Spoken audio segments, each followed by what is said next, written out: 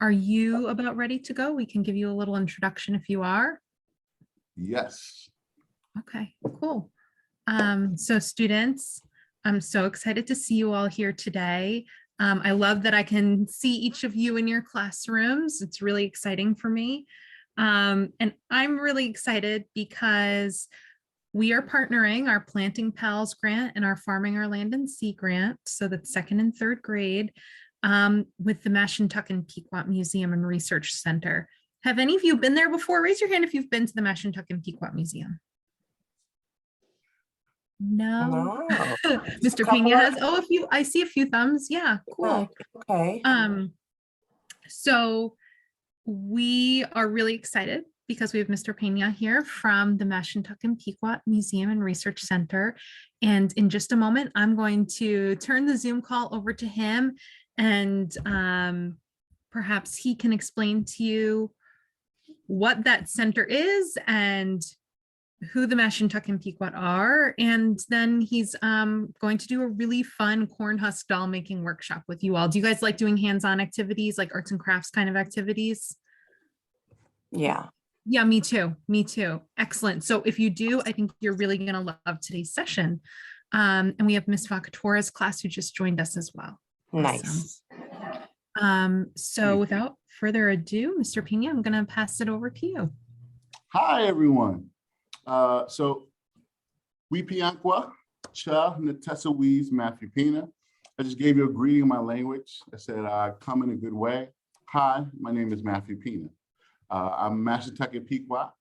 And so I said this before, but Pequot, so Pequot, when you say Pequot, it means people of the shallow water. And so that speaks to how my ancestors were survived. We are a coastal native tribe. We also would gather around estuaries. Estuaries are awesome because they're where freshwater and saltwater meet together and make this blackish water. And it's a great environment for plant and wildlife. So that's where my ancestors would go basically to gather resources, all right? So it was like the supermarket of our time, all right? And then when you say Mashentucket, Mashentucket speaks to the land. So Mashentucket means much wooded place. So this just talks about the reservation that we're here on now. Mashentucket is winter hunting territory for our ancestors. So it's more inland. So we would seasonally migrate. During the summertime, we'd be along the coast.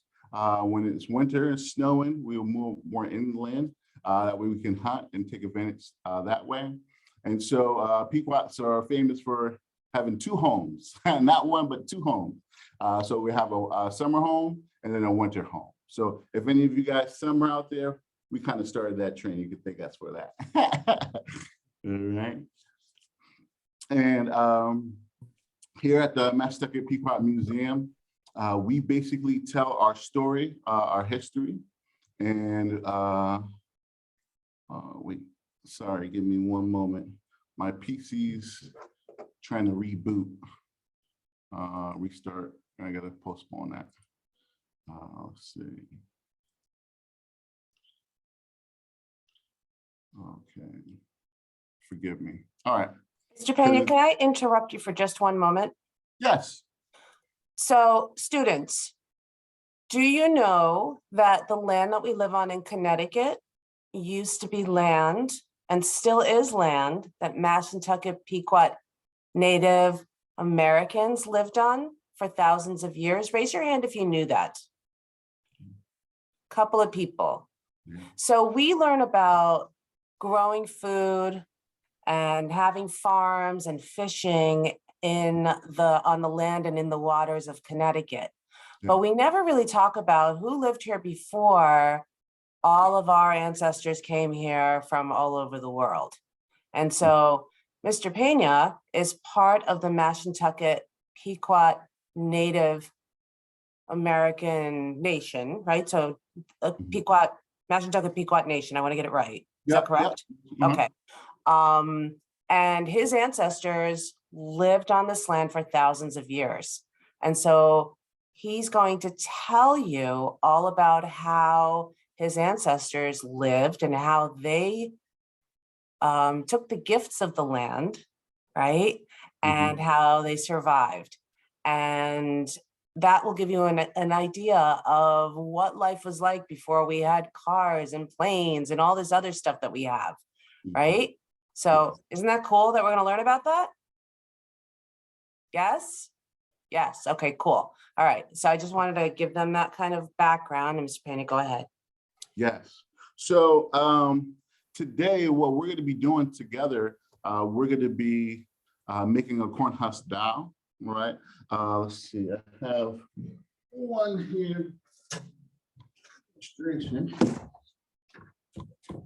All right.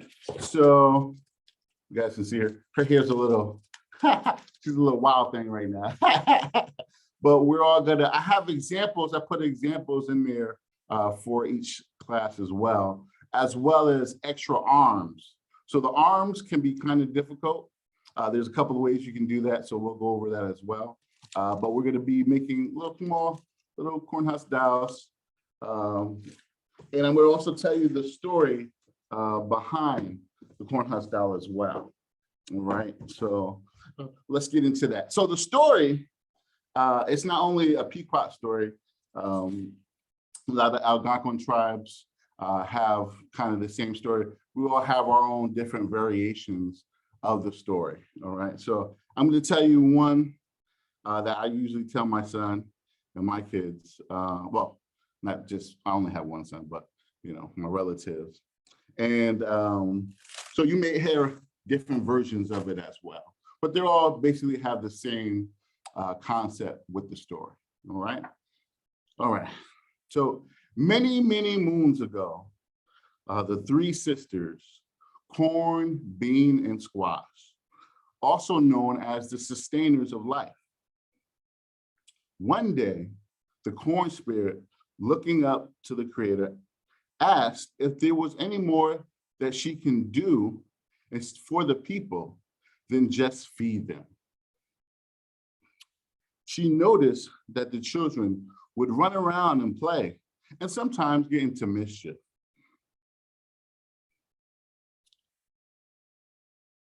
The creator, pleased by her request, made a dowel from her corn husk. And this corn husk dowel was alive and living. And the dowel was lovely and graceful. And the creator told the corn husk dowel that her purpose was to entertain and teach the children. And that she was to go out to all the villages and teach the children how to make a dowel such as her.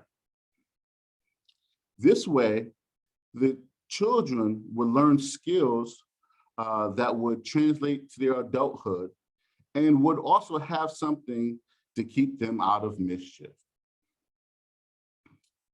So the corn husk dowel, she went out to do just that. Each day, she would visit one village and teach the children how to make a dowel such as her. Every village she visited, the people would tell her how beautiful she was. And so it wasn't long before she became conceited, right? And for those of you who may not know what that word conceited or vain is, that she thought highly of herself more than others, okay?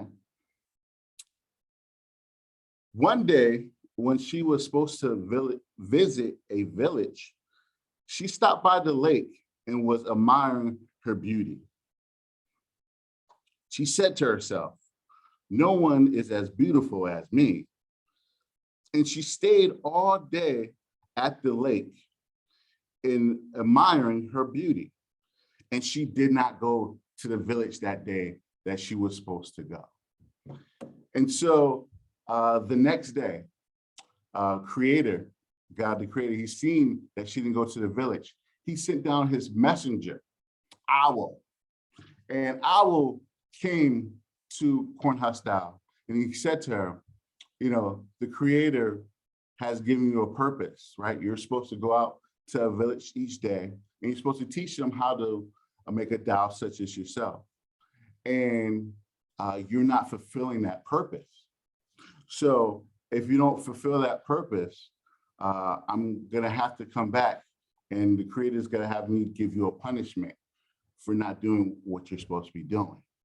And so the corn husk dao was like, oh, okay, yeah, that's that's what I'm supposed to be doing. I agreed to that. And so I'm going to make sure I do my best to fulfill my purpose. All right. And so as a week went by, right, she's visiting villages, she's doing what she's supposed to do. And then, of course, people are still telling her how beautiful she is. The second week goes by, she's doing pretty good, but she starts feeling a little conceited, right? Well, I'm so beautiful. Should I have to go do these villages every day? I don't think I should have to do that. And then the next week, she was walking by another lake, and she just caught up looking at the lake and looking at her beauty, and said, you know what? I'm just so beautiful. Why do I even have to go and do, see all the children? And she got caught up in her reflection again. And so, of course, the creator sees this, right? Because the creator sees all. And so he sent down Owl. He said, Owl, send down the punishment. And so Owl swooped down, and he landed on the tree. And Corn Husk Dao, she was so in love with herself, looking at herself and her reflection in the lake, that she didn't even notice Owl sitting there on the tree. And so she's staring in the water, and Owl just shook his head like, wow, she didn't even notice I'm here. And so he flew down, and with his talents, he snatched the reflection out of the water. And when he did that, Corn Husk Dao's face disappeared, and all her beauty disappeared. And so she's looking at the lake, she couldn't see her beauty anymore, and she cried out, she said, what happened? And Owl reminded her of what he told her. He said, if you didn't fulfill your purpose, I would have to come back and give you a punishment. And so still to this day, Pequot, such as myself, when we make Corn Husk Dao, we don't put any face on the Corn Husk Dao. So that's to remind us and also our children that, like the golden rule, you guys know the golden rule, right? So to treat others how you want to be treated, right? And it also teaches us that just because we have a skill set that we may be really good at, like Creator has given us a gift, right? Doesn't mean that we're better than anyone, right? So I may be able to play basketball really well, or I can paint really good. Just because I have a skill set that I'm really good and talented at, doesn't mean that I'm better than someone else, okay? And so that's the story of Corn Husk Dao. All right. So today what we're gonna do, we're gonna get right into making the Corn Husk Dao. And it might be a little challenging, but we're gonna get through it, okay? So you should have in front of you 10 corn husks, all right? That's wet, so it's malleable, it's pliable. It's nice and wet, all right? So everyone should count out 10, if they have 10, all right? So I'm gonna do that right now. Well, Mr. Pena is counting out the husks and you all are counting out your husks. Do you guys recognize where these come from? Have you guys helped your families peel corn at home in the summertime? Yeah, when you eat corn on the cob or on the grill or some kind of like creamed corn or corn salad. This is the corn husk, is the protective leaf that protects those golden corn kernels. Yes. And you guys have some dried corn husks in front of you.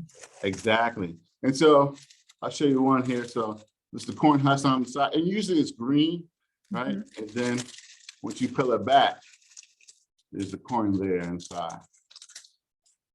So instead of wasting the corn husk, we can use that. It's a product from our garden, so we can use it in many ways. Right. And then corn doesn't only come in yellow too, just in case you didn't know that. All right. So everyone has their 10 corn husks in front of them. Students, give us a thumbs up if you have 10 husks and you're ready to go. I see Not some. quite. Not no. quite yet. I see them still A, coming. Got a one few over there. thumbs, but not quite. Yeah. Okay. All right. Mr. Pena, what I love about that story is it's a story that we hear in other cultural traditions as well, right? It's Yes. a story that I think I've heard a lot from Greek mythology of Narcissa, right? Who would just get caught up in her own reflection Yes. and then eventually drown in it because she couldn't stop looking at herself and then and it's a story from Greek mythology reminding us to stay humble and to not get caught up in our own reflection and in ourselves. And I love when traditions and stories from around the world parallel one another and share that commonality. Yes. Yeah. And there's a lot of stories like that, even like with the flood, right? Around the world, they have floods. Like, so I don't know, it just makes you think of just the value of those stories, right? They're just not just legends and all that stuff. Like, they have value to them. It's pretty awesome. And like a reminder that we have more in common than we do that makes us different, which I think is always something really important to remember. That is correct. I totally agree with you on that one 100%. Yeah. Students, I'm going to check in again. Give me a thumbs up if you have 10 husks and you're ready for the next step. All right. I'm seeing a lot more now. Yes, me too. All right. So let me see, put down. So I have my 10 husks in front of me. What I want to do, so the first step that we're going to do, we're gonna put them all together like this. All right. And so what we want to form the head. All right. And so what I usually do, if you want your corn husk doll to have hair, we're gonna try to pick the two, like I usually pick like the two widest ones, the short widest ones, and I'll use those for hair. All right. So what we're gonna do, we're gonna take the two short widest ones that we have, and we're gonna place them one on top of the other. All right. So we have two like that. So let me see if we can see. So these are my two shortest, widest ones. I'm just gonna place one on top of the other. So these are gonna be in the middle, and these are gonna help form the hair. If you want hair. If you don't want hair, that's okay. You can still just find two and put them together. All right.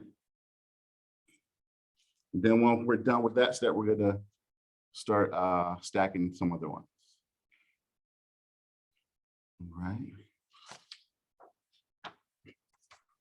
Let's see.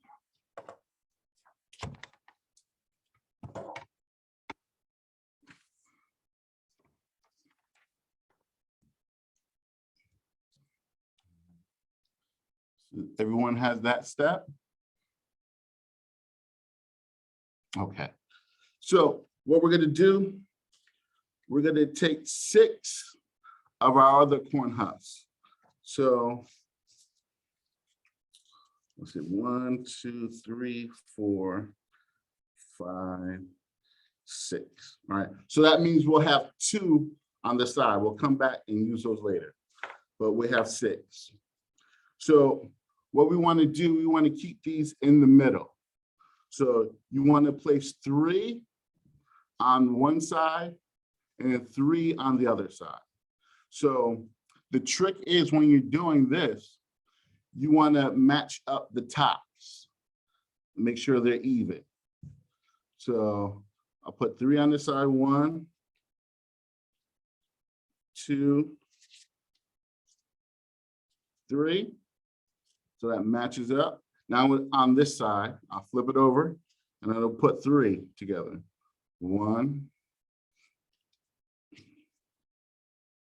2. Actually, let me put this one. 3. All right. And all the tops are even.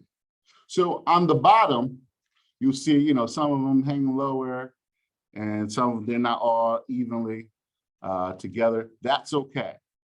But the tops we want to make sure they're all even. All right.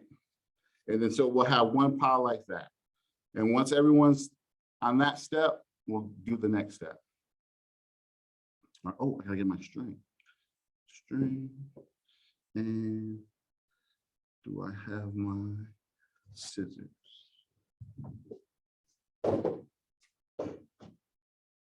Okay. Just looking for my scissors. Give me one moment.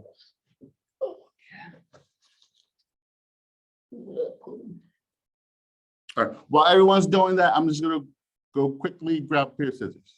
Right back.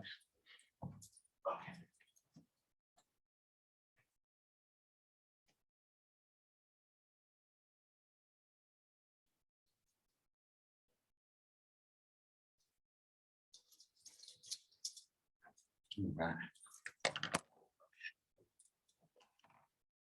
All right, sorry about that. I'm back.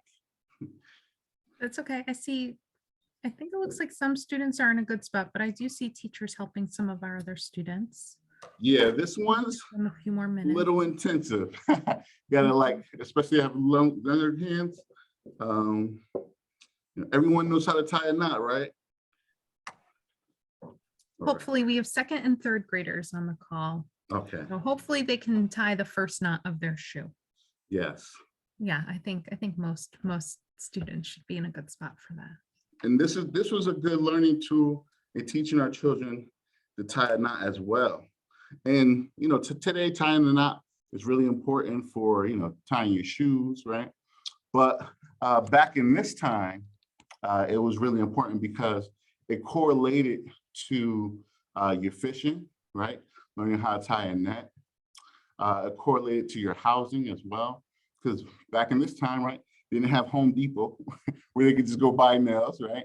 And so learning how to tie a knot is a very essential skill that will correlate to your adulthood as well. All right. Students, give me a thumbs up if you have your stack of corn husk ready for the next step. You have your 2 in the middle and then your 3 on both sides. Yeah, I'm seeing a good amount of thumbs. All right. All right. Okay. Okay. So- I think we're in a good spot for the next step. All right. So the next step is we're going to try to secure them all together. All right. So there's a step that I'm going to do that we're going to do throughout the whole corn husk down making process. All right. So I'm going to show you what we do. We make sure all the tips and everything are evenly up together.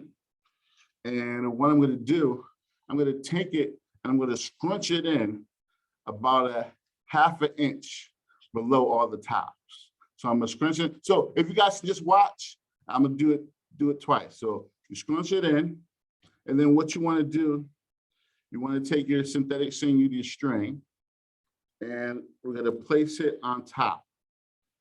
And then what I do, it's in the middle. So I'll take it. Let's see, there we go. Just scrunch it in, and I'll wrap it 1, 2, twice on one side, and then I'll wrap it again 1, 2, twice on the other side, and then I'll pull it tight. And once I do that, then I'll tie a knot and secure it. On the other side, tie a knot, secure it, and then just double knot it again. And it should be nice and tight. All right. And So- Mr. Pena, oh, sorry to interrupt. No. The knot that you're tying, is it just that first knot of tying your shoe, like where you cross the 2 Yes. pieces over and pull it through and pull tightly? Yes. Okay. Correct. So you take your 2 ends, do loop, you go underneath in the rabbit hole, and then you pull it together. Beautiful. Thank you. All right. So I'll do that again with you guys. Let me just undo this real quick. So again, we'll make sure all the tips are together. So that, because what we want to do, this first part is really important because we want to secure it. We don't want it to get loose on us as we're going along. All right. So again, I scrunch it together about a ½ inch underneath. I'll take the string, I'll put it in the middle, place it in the middle, and then I'll wrap it 1, 2, nice and tight. Wrap the other side, 1, 2, and then I'll tie the knot, flip it over, tie another knot, and then just one more to secure it. All right. And then if you have extra string, like I do, what you want to do, you don't want to cut it directly to the knot. You want to leave about a 1/2 inch of the string and cut it there. All right. And that's the first step. All right. So after we do the first step, the next step is going to be creating the head. All right, so this is the version if you don't want any hair, this is what it'll look like. And this is what it'll look like if you do have hair. You'll have your 2 middle pieces standing up. All right. So just give me the cue when everybody's done with this step.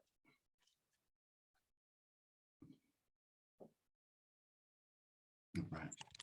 I see students working very diligently, Same. and I see people helping each other. That's really great.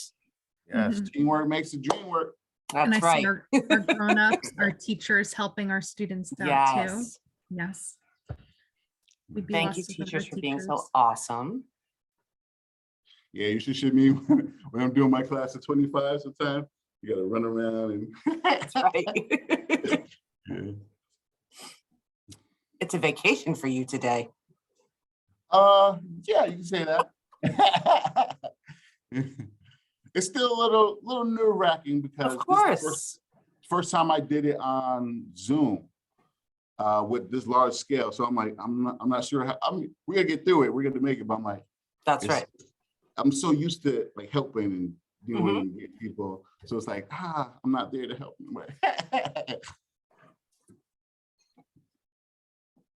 So, and while we're doing that, what's one of the other stories? We talk about Catockwit Garden, how we actually got corn. So one of our stories is that Catockwit sends crow with an earring of corn and an earring of bean. And that's how we cultivate it. So, and the Catockwit Garden is in the Southwest, and that's how we cultivated corn. And what's really cool about that story is that it actually matches up with the science. So we know that corn started as a grass in Mexico, right? And also we know, so in the Southwest, and then also we know too, like birds, they cultivate, right? So they eat something here and fly and they poop something over there. And so all corn is actually indigenous corn. So it's Native women that through cultivation has developed it to be the crop that it is today. So what they would do, they'll grow corn, and then the ones that will have bigger corn kernels, they would keep those and then replant those. And so that you'll keep replanting the larger ones, and then they'll help you produce a bigger. All right. So everybody's good for the next step? All right. All right, excellent. Ms. Paquette's class, are you ready for the next step? I see some hands up. Not yet. Okay. Not yet? Another minute Okay. minute or so. All right. So I have a question for students. So raise your hand if you've ever helped. I know that Miss Stephanie asked this question before, but raise your hand if you've ever helped to get corn ready for dinner, to husk corn. Yeah. So you pull down the husks, and what do we see? Do we see what we call the silk of the corn? All those little strings? Everybody remember that those are on there? Raise your hand if you remember those.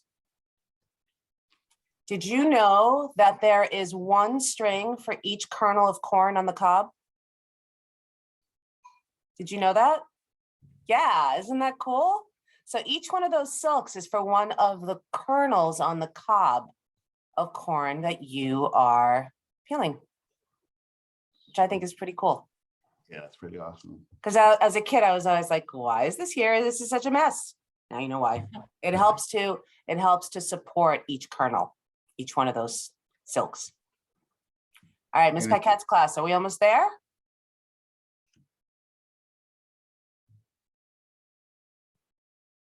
Close, close. Close, close. And it's also helpful as hair for your doll as well. The sip. Mr. Pena, can we, while we wait for Mr. Paquette's class, will you teach our friends a couple of words that you know in Mashentucket Pequot? Yeah, you put me on the spot again. I know, I am. Every time I'm gonna do I it. was actually looking at my book yesterday too. I was like, oh wait, let me just check it out. So let's see, what's one word I can teach you while we're here? Let me think. Mrs. Pequot. Mrs. Pequot's class is okay. Okay, cool. Oh, of course, we watch them. So that's how you say corn. That's We watch 'em. perfect. So we watch them. We watch them. We watch them, like we watch the corn grow. Yeah, there All you right, go. we watch them. Like, we I love watch 'em. Yes, that's how you say corn in our language. We watch them. I'll write that down. Oh, so we're ready for the next step. I think Yep. so. All right, so what we're gonna do, so we have our TPs, let's say, and we're ready to do, so just, I'm gonna do the instructions and then I'm gonna do it the second time. Then I want you to participate on the second time. So I'm gonna just say it first and then do it, all right? So what we'll do, we'll take it, we'll flip it upside down, all right? And what I like to do, I like to peel it like a banana. So I'm actually gonna peel back and forth. So one side, I'll peel, and then what you do, you contour, you'll shape it around, and then I go on the opposite side, and there we go, pull that down, and then contour it around, and then just go back and forth, and then contour it around. So, because you want to shape the head, you want to shape it. Then, you know, this side, and then we go back and forth, and we contour it as we're folding. Now, if you want your doll to have hair, those two, you'll leave two, and those will, at the end, will shape and will do the hair. And then so I have it like this, and once we contour it all together, that step that I showed you, we're gonna crunch it about an inch to shape the head, about an inch. And that same step, we'll take the string in the middle, wrap it around twice, pull it, and then I'll make a knot, and I'll make a knot on the other side, all right? So I'll do it one more time for you guys. So we're gonna take it, we're gonna flip it upside down. We're gonna take one side, contour it with a banana peel, back and forth each side. Take it down. Contour it. And then if you leave in two for the hair, you'll leave it up. If not, you can just pull those down as well. All right. Let's see. Contour and shape it. Let's see, so you can see. And so now I'm gonna, about an inch down, I'm gonna scrunch it together to form the head. Take a piece of my sinew, lay it in the middle, and then wrap it around twice, one side, wrap it around twice, the other side, and then pull.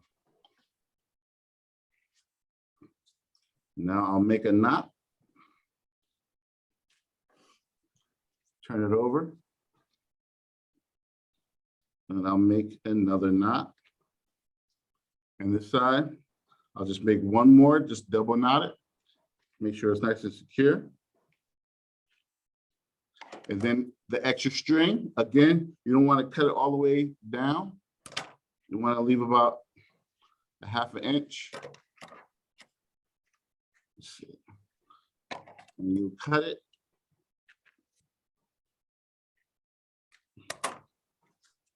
And there, you have the head and the hair, and this is the body. Right. And so our next step after that is going to be making the arms. All right. So once everyone is done with that step, just give me a thumbs up. Mr. Pena, is this something traditionally that children would make, or would grown-ups make them the dolls and give them to the children? Who was making the dolls? So both. So Okay. a lot of the adults are making the dolls and giving it to their children, but we would teach them how to make it in practice. Again, you're building up that skill set of learning how to tie a knot. And, what's really cool too, the doll having no face helps them with their imagination as well. And it's a fun thing to play with. And at the end, I'm going to show you some of the ones that like I collected and I make as well. It's pretty cool because it's like, it's where your imagination take you. So it's pretty cool. And is this something that would traditionally be done around the time you would be harvesting corn? So like August and September? Yes, Mhm. yes, definitely. Cool. We have a powwow, basically a big family celebration, the Skimitzen. You probably are familiar with that. That's one of our biggest festivals, a green corn festival. And that's when, we're harvesting the corn. It's really important because that's how we would survive over the winter. Excellent. Thank you for sharing. Oh, no problem. I learned so much on every single one of these calls. Yeah. Thank That's why I you. love them. Me too. Yeah. Yeah. Right. So does everyone complete that step? Students, give us a thumbs up if you have your head tied on the right way and you're ready to go for the next step. I think we're still working. Yeah, Oh, I see this some King's thumbs in that class is one. all done? No, not They're yet, all not done. yet. And then this one, no, they're still working. Yeah, I see them. No, still. I got a thumbs down. Yeah, over here. And I'll just keep peppering you with questions while the students are working. So when I get corn from like a local farm stand, the husks are usually still green. Yes. Traditionally, would this be done when the husks are still green, or would you wait for them to kind of brown out like they are right now? Well, these are brown because we purchase them from, a big bulk store, and they're usually used like in tamales and things of that nature, right, for food. And so it's better to use these because, it's just, you just wet them and you can use them. But we would usually traditionally use them while they're green because this way they're soft and malleable. You wouldn't want to use them while they're dry. Try to do anything, it's just going to break and crack and all that stuff. So that moisture within that leaf will actually allow you to make it pliable and take whatever form or shape you want to mold it to. And then once it's dry, it'll hold that shape. So once all your dowels dry, and what's cool about it, if you want to change it, like what I do sometimes, I'll do a refresh with the hair, or I'll do a different, I'll just wet it and let it stay there a couple of 5 minutes, and then you can redo it all over again. So it's pretty cool. That's awesome. Thank you. Yeah, I see students working really hard. So I'm super proud of their focus. I see the heads. Yeah, I see Yeah, them. yeah, thanks. Thanks, Miss King's classroom. All right, so we got a thumbs up on that class. Very nice. Right. And I saw thumbs up from Miss Peckett's room. Oh, Ms. ZB Ms. and Miss Vakatora's Vakatora, class? are we good? Okay, Ms. Peckett's class is Yes, good. okay, cool. Yep. Ms. ZB, we're good? Okay, awesome. All right. So this next step is the most complicated step. All right.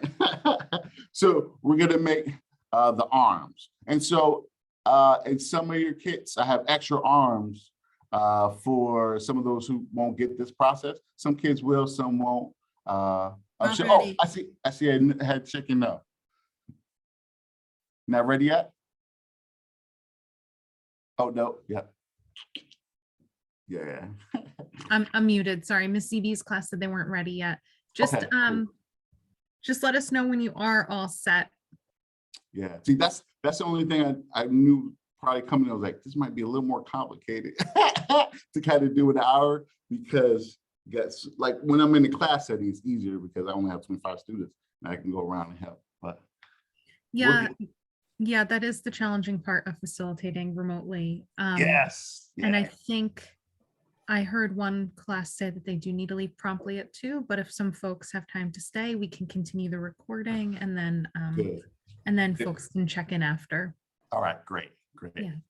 All right. Cool. As long as you have a little time to go over. Yeah. No, I'm good. Okay. I'm here how long as you need me. Same. Good. But that's what I was worried about. I was like, oh, right away at 2 o'clock. Oh man. Yeah. But that's good. That's great that we have this recorded. So, they can always go back and use that as a reference. So that's great. Yeah, we try our best to do that. And also just because different schools have different schedules. Yeah. Yeah.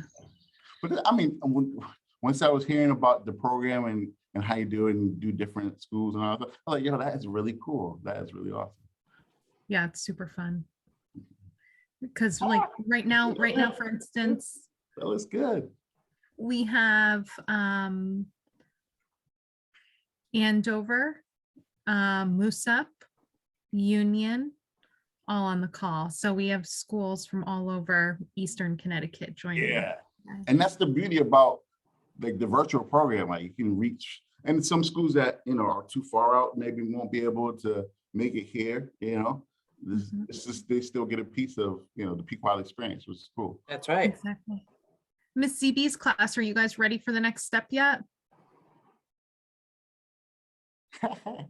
Is that a thumbs up? And I think you have like a pink sweatshirt on. There We're we good go. now. Okay, Yeah, we're yeah, good. yeah. Excellent. It's funny. I'm looking at it, I was like, she looks like me. Now I see how I'll be looking. All right. So the next step, like I said, is going to be the arm. Okay. Now there's a couple of ways you can do the arms. I'm going to show you the challenging way first, and then I'll show you a much easier way. All right. So what we do, we have the two that we left behind, the two, right? So we're going to take one of them. All right. So I had the 2 corn husks left. All right. And so I'm gonna actually use this one. All right. So what I do, I take it and I split it in half. All right. And what I want to do, I want to put the wide side with the pointy side. All right. So if you do it like put both of the wides together, you have like one really big arm and then one little teeny arm. So what we're gonna do, we're gonna flip them together. All right. Now, what I do, I take it and I just spin it a little bit, twist it a little bit. And what I want to do, I'll take my index finger, I'll wrap the point husk around, and that makes a loop. That makes a circle. Right. Now, what I want to do, I want to take the end of that loop and I'll put it inside the circle. I'll insert it in the circle. All right. So once you do that, you have basically a knot. Okay, see that? Now, if you just pull the knot, it's going to stop right there. You don't want to do that. What you want to do, you want to take the knot and you want to pull it in this direction towards the end, all right? So I'll take the knot, I'll hold it, and I'll pull it this direction toward the end. And so that makes a little knot, and this is gonna be like the hand, basically, all right? So we have one side done. Now what we're gonna do, we're gonna do the exact same step on the other side, all right? And so remember, you wanna pull it down this direction so you'll have, long arms. So now I'll take this side, I'll twist it again, and then I'll twist it around my index finger or my pointer finger, all right? And that will make a loop. I'll take the end, I'll insert that inside the loop, all right? And then that makes a knot. Now, once again, I'll position the knot close to the edge, and I'll take my hand, I'll grab that knot, and I'll pull that way, this direction. So pull that way. And then there you have it. So you have like a little hand here, a little hand there, and that will create the arm, all right? Now, if that is too challenging, there's another way you can do it, all right? So you can take it, you can still split it like we did the same step, split it in half. And what we'll do, we'll take sinew and tie one end. Make a knot. Oh, can you see it? There you go. Tie one in. Make a knot. So 1.5 inches away. So that again will be like a hand. All right. I'll just cut the excess. Remember, leave a little 1/2 inch up there. Don't cut it right to the edge. And then on this side, we'll do the same thing. So about 1/2 inch. I'll take it, I'll twist it. Remember that same step? Twist it, and tie a knot. So you can see.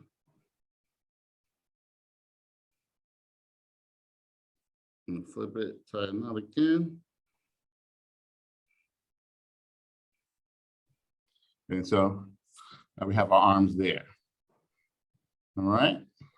So those are 2 different ways you can do it. So students can either tie the knots with the husks themselves, or they can tie the knots with the string. Yeah. And those that are having difficulty, I did try to make some extra ones just in case. So if the teachers can hand those out, that'll probably help expedite it as well. Students might have an easier time than grownups. I was just thinking because they have smaller hands in terms of tying the knots with the husk. I feel like if I had tinier hands, I might be a little more adept at that. Yes, yes. And some, I mean, a lot of them surprise me. They'll get on the first try, they're like, bam, bam, bam. I'm like, oh, okay, cool. But then there's some that, you know, won't be able to get it. So it's good to have alternatives.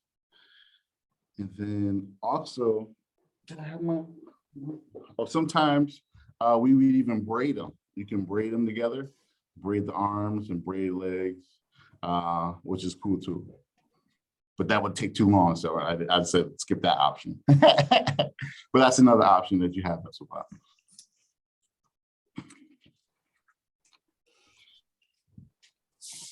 Students, if you could give us a thumbs up when you are ready. Oh, I see a great. Yes. Nice, very There we nice. go. All right.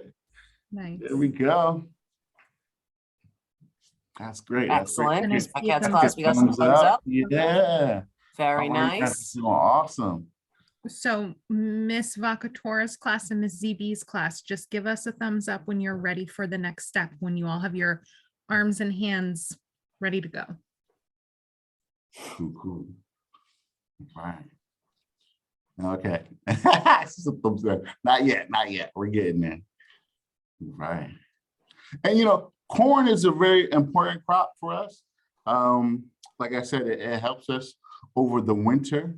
And there's the corn that we use is more like a flint corn. And so today, typically we have like the sweet yellow corn that we're used to.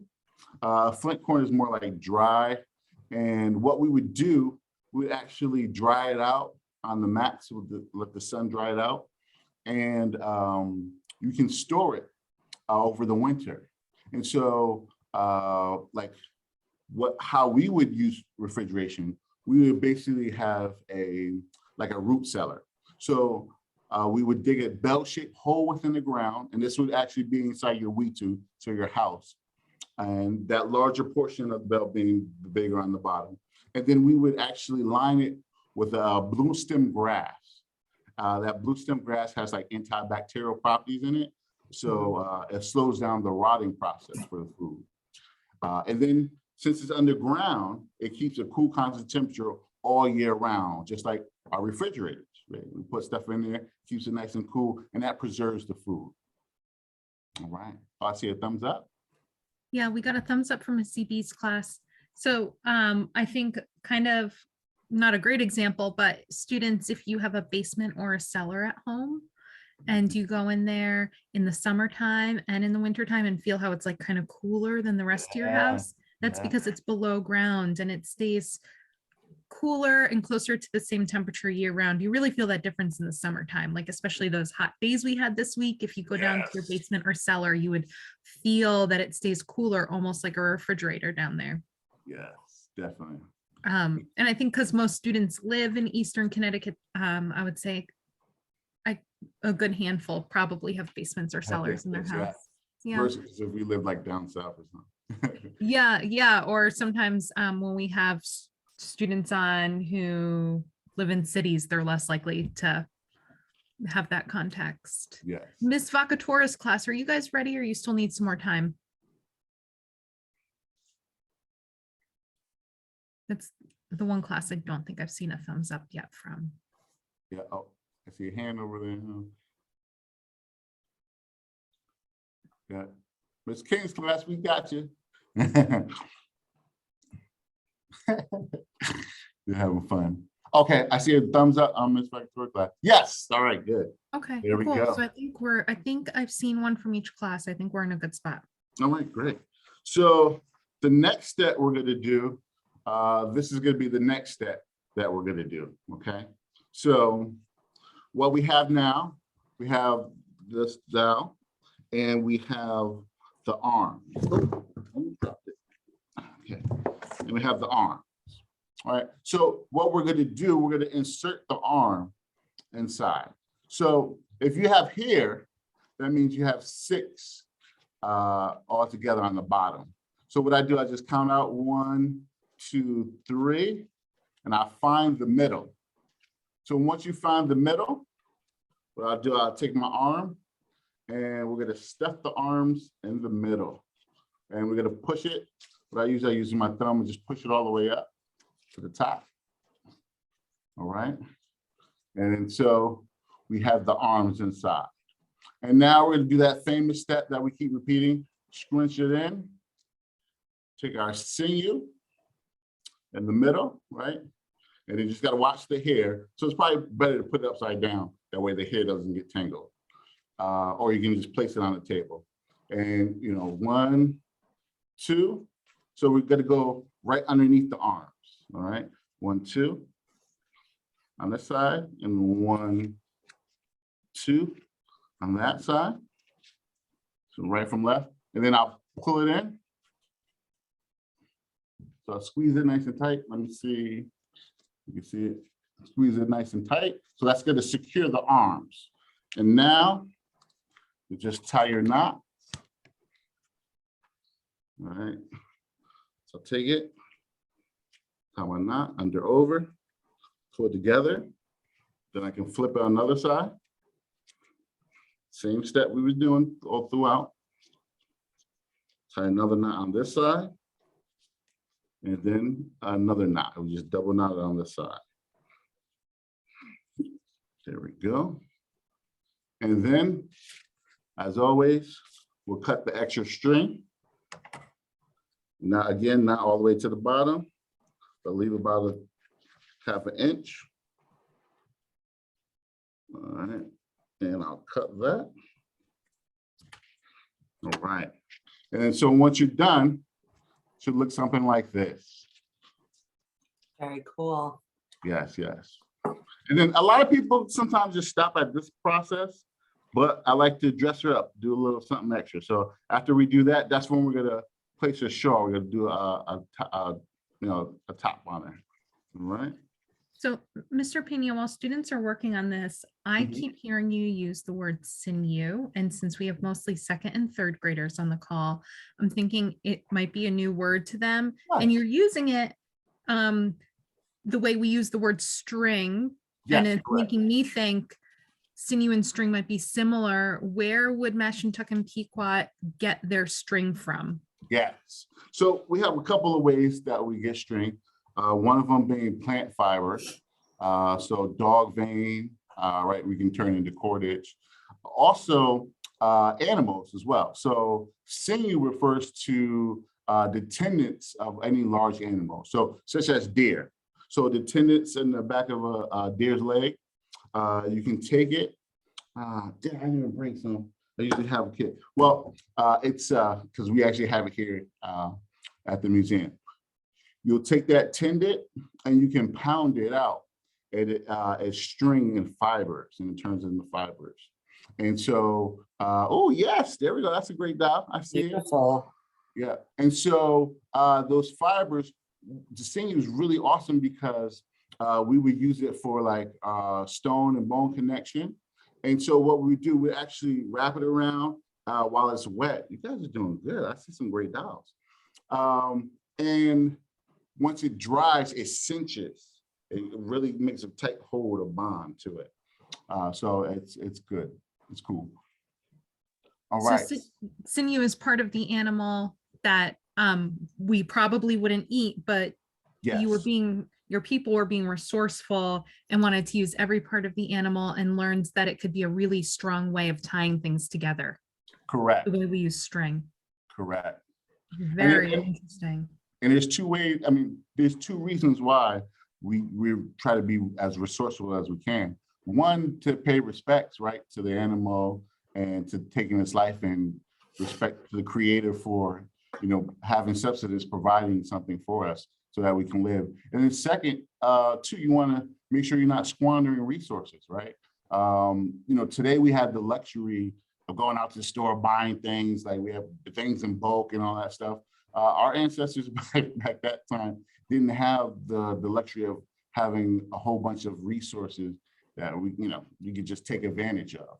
So you want to make sure you utilize everything that you can, because you're not sure when you're going to get that resource again. Thank you. You're welcome. Students can go home and teach their parents that they learned the word sinew today. Yes. Yeah. And we watch it. Did I say it correctly? Yeah, we watch it. We watch it. Yeah. Yeah. I did see that Miss CB's class had to go. I know that they had to promptly leave at 2. So if there's anything else they need, they can check in at the end of this recording. Classes who are still on the call, are you ready for next steps? Can we get a thumbs up if you're ready for the next step? I saw a thumbs up for Miss King's class, for Miss Paquette's class. Miss Vacatore's class, are you ready for the next step? Not yet. Well, not yet. That's okay. That's okay. Yeah. Right. Oh, thank you I love that we have so many students coming up to the camera and showing. Yes, off it's their showing, work. yeah. Absolutely. I love it. Yeah, they're Wonderful. looking good. They're looking good. They're turning out really good. I see them, man. That's awesome. And this is Yeah. actually, now that students have learned to do this, maybe in the summertime when they're at home having corn with their family, they can Yeah. teach their families how to make these. That's right. Exactly. Because remember, students, you don't need to have the corn husks dry. It's actually better when they're green. Yes. Yeah. Yeah, so if you have string at home and some corn husks, if you're having corn with your family, then you probably have all the tools you need and some scissors. Yep, some scissors. Yeah. And you know, most of the times you don't even need the sinew or the string. You can actually take the corn husk and pull the fibers and use those as string as well. Right. Especially when they're still green, they'll work really well for you. Yeah. But I think with the string, with this, Yes. it's better. Yeah. Much better. Gives you a little more control. Ms. King's class, do you have a question there? I know. Are you, I do see you a have a hand question? Are up. you guys packing up? What's going on?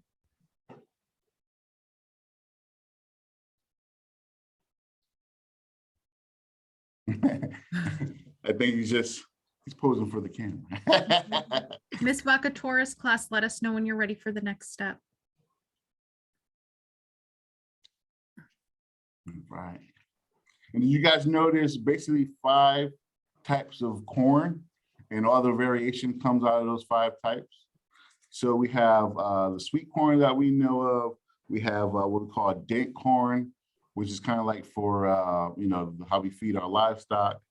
We have flint corn, flour corn, and then popcorn. What's really cool about popcorn? So the popcorn It's the hard outside layer. So it has moisture inside, but so when we heat it, you know, that steam, when you're heating it, produces it. And then because the shell's so hard, once the steam fights its way out, it pops.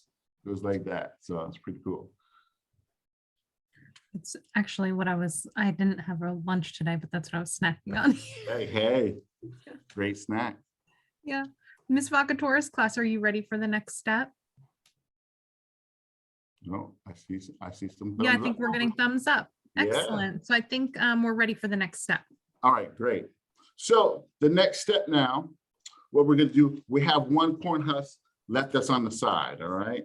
So that one that we have left on the side, what you're gonna do, we're gonna turn that into a shawl, all right? So what I like to do, I take the wide side and I'll just rip it in half from the wide side. All right, so now we have two. So now what we're gonna do, I'll go over the instructions again. So I'm gonna just do it while we have. What I like to do, I like to take one and I'll fold it in half. All right. So that one's like that. Take the other one, I'll fold it in half as well. And so what I like to do, this is where you're gonna decide which side of your dial is gonna be the front and which one's gonna be the back. So I like the way this is looking, so I'm gonna make that the front of my dial. Now, the curved edges where I folded at and it's curved, I'm gonna actually leave that on the outside.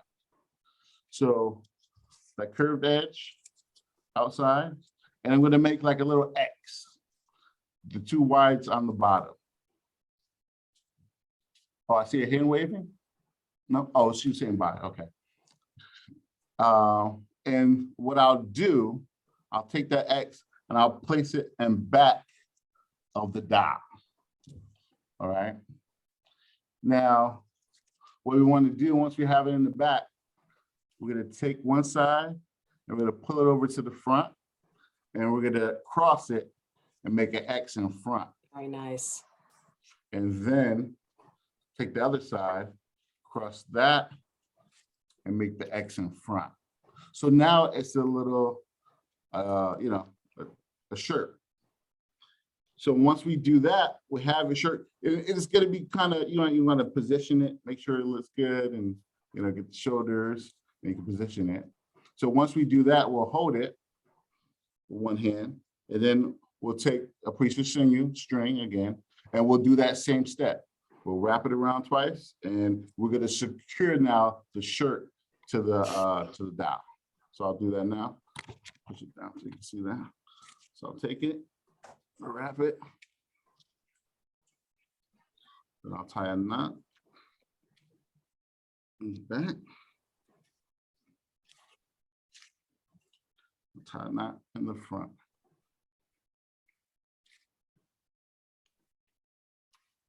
Then I'll double knot this one.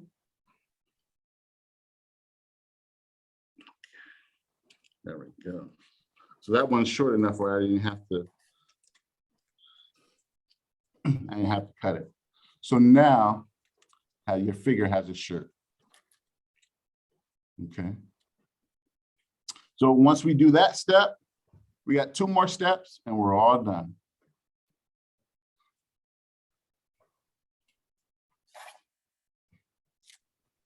Her shirt looks great. Right? It has a little pizzazz. I love to it. Yeah. So I know our classes at Andover had to head over to play practice, but I do see Miss Vacatore's class is staying on the call. So All right. hopefully we'll be able to get all the steps of our doll set. Yes.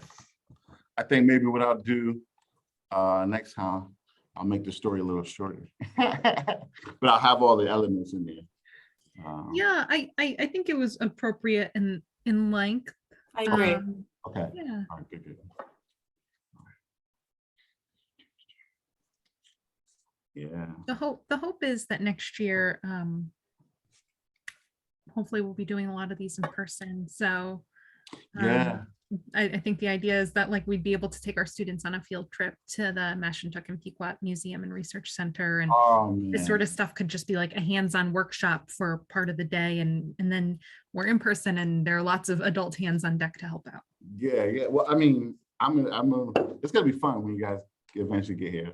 Cool. Gotta make sure I'm on staff that day. So Yeah, yeah. get you guys, meet you guys in person. That's gonna be cool. Ms. Vacatora's class, give us a thumbs up when your dolls have their shirts or shawls tied nice and tight and you're ready for us to go over the last two steps. So Ms. Vacatora's class is in Musso, What's up? Yep. which is pretty close to where the Mashentucket Pequot Museum and Research Center is, right? Like, Okay, cool. It's not too far. yeah, I think they're probably within 20 minutes of each other. All right. Yeah, Yeah. yeah, like Plainfield, Moose Up Plainfield. Okay. All right. Yeah, yeah, like just up 395. Yeah, that's not too bad of a drive. No. Nah. Yeah.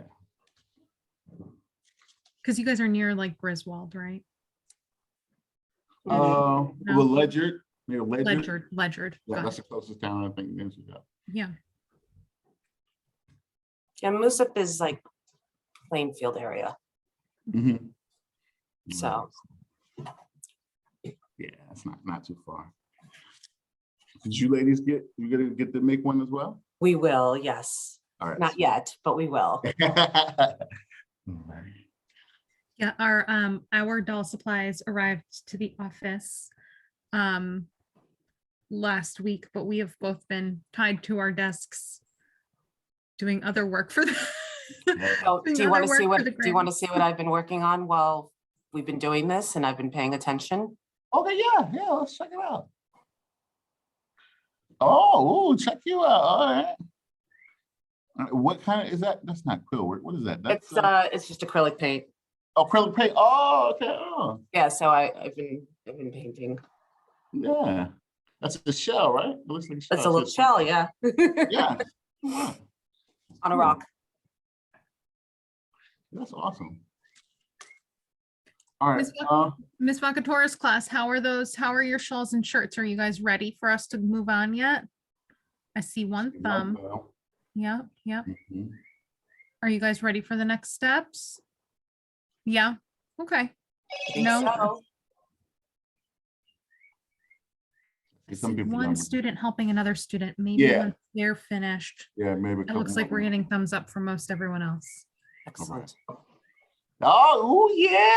See? Oh, I look how see it. cute. Beautiful. Beautiful. This is cool. I'm so glad this is working out. This is awesome. Yeah. All right. So is that a go? We can go. I think think we're probably so. good. Yeah. So all right. So some of you guys probably don't want a dress, right? So what we usually do, we split it in half, or you can cut it in half, and then you can make two legs. Or those who you want down, what I usually do, I just like trim it. You can make it like stand sometimes. So the last step, though, is like the hair. And so you can leave the hair like that as is if you want. But what I like to do, I like to take the hair. Sorry. There we go. All right. All right. I like to take the hair and I'll just peel it one at a time. And so that will make strands of hair. All right. And then once you do that, make all the strands of hair that you want. And, just be careful when you're pulling. You don't want to, rip it off or anything like that. You can then like braid it or style it however you want. You could trim it if you want it shorter. All right. What I usually do at this stage with the dowel, I'll just try to make them even at the bottom here. And that way, it's like a nice even dress. But you just want to make sure you don't cut it too short. And then, That looks That's it. wonderful. yeah, and so that's basically it. Now, again, if you want your legs, what you do, you'll basically, you can rip it or you can cut it in half. And then you'll take the sinew and you'll just tie it at the end. So I'll do that for those who have an example. And then I'll just usually do like an inch, like a half an inch again from the bottom. So that same technique, you take it, you wrap it twice. And then you tie the knot to secure it. All right, there we go. And then I'll cut another string for myself. There we go. And this is basically wax string. It's synthetic sinew. It's not really sinew. So just in case you're wondering. And, all right. I'll take my other leg and scrunch it up, right? That same step. The string.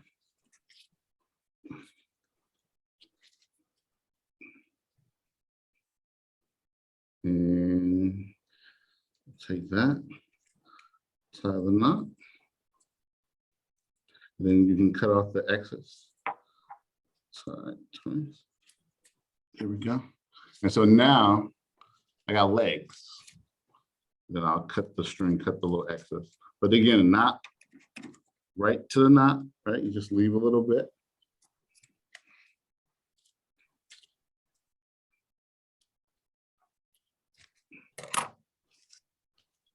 And so now, 2 legs.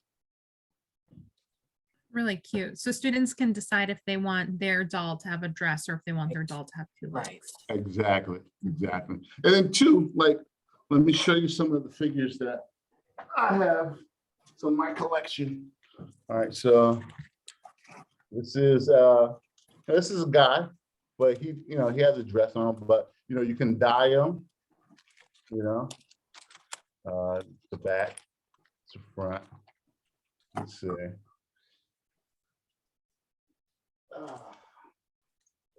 This is another guy that I have.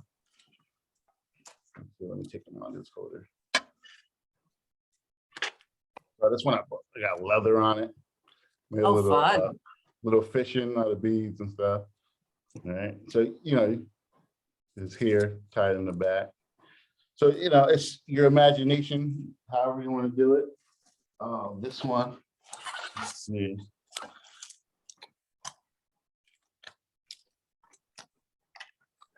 This one I love because her hair is expressive. Very nice. I love it.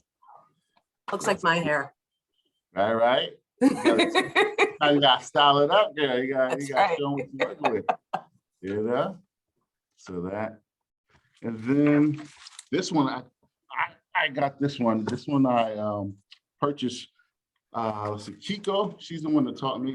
She man, her stuff is dope. This one, I seen this one. I was like, oh, I had to have it.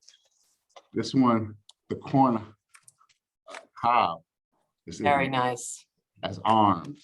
And so again, it's just your creativity, how you want to express yourself. But then again, we could dye them. We dye them with natural dyes and stuff like that as well. My ancestors. But today you get some food coloring. You put that in there, dye the ones you want, and this one is awesome. And some corn husks, like in the fall, when I get the decorative corn, some of those husks do have different colors naturally. Like some of them are red and some are purple. Yes. Yeah. Some of them, when I was packing and getting everything ready to ship off, some of them did have the red coloring in them. That color you're just talking about. So some of your students will have those in the kits that you guys have. Excellent. Yes. Yeah, nature is beautiful, and in the fall, when all that bounty is coming to fruition, it's really beautiful. I'm so glad we You got through it. We made it. Yeah, Yeah. yeah. Students, how are you guys doing? When you have your finished doll, come up to the camera and show us. Oh, yes.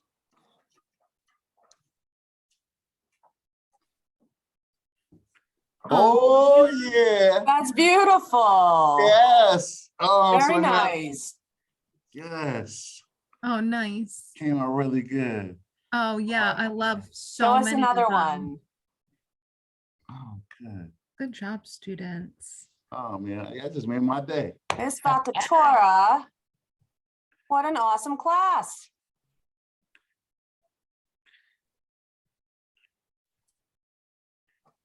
Great, great.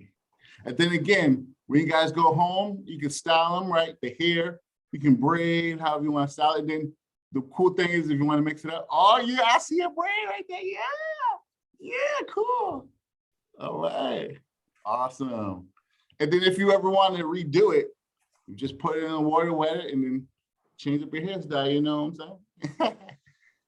Oh yeah. Cute. Yeah, I So see it. cute. Oh, great, great. Ms. Vakatora's class, do you have any other questions for us? Are you guys in a good spot with your dolls?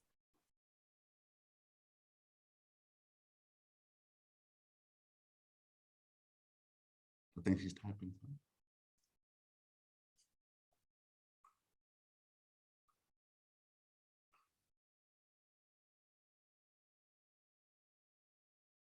I've been so impressed. We are great. Thank you. All right, cool. Okay, excellent. Awesome.